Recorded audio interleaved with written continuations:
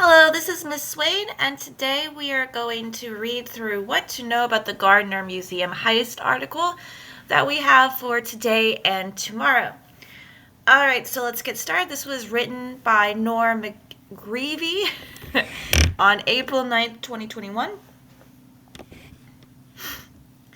From start to finish, the biggest art heist in modern history lasted just 81 minutes.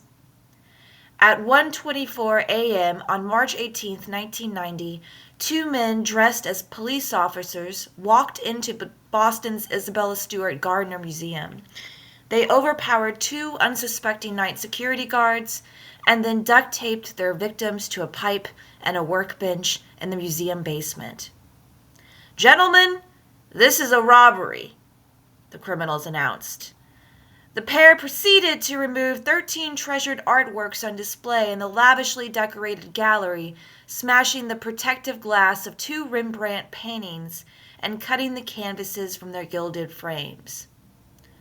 Just over an hour later, the thieves made off with a staggering collection of art that's valued today at $500 million.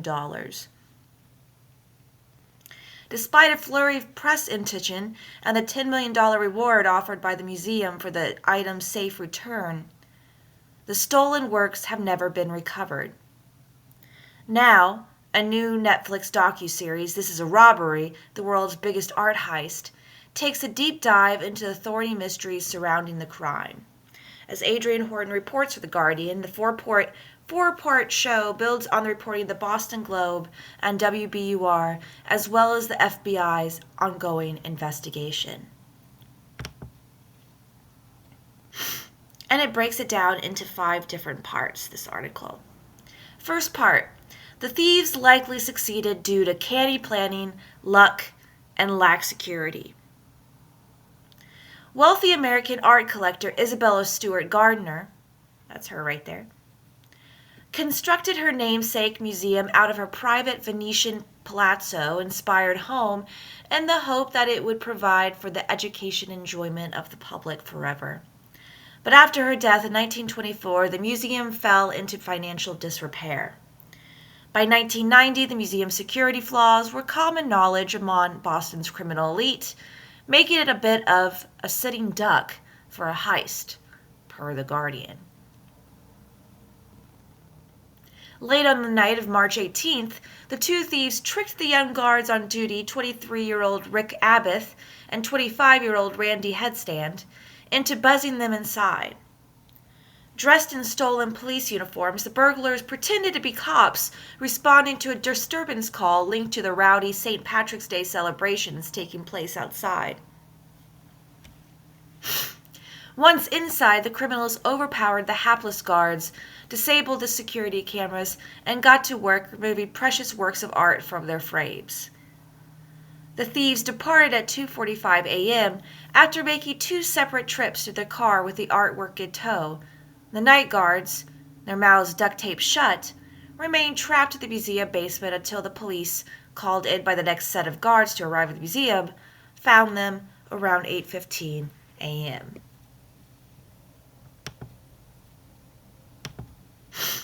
2.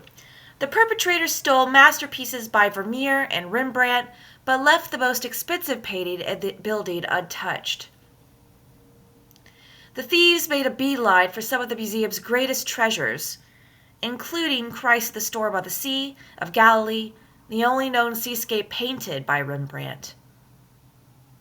A Lady and Gentleman in Black, also by Rembrandt.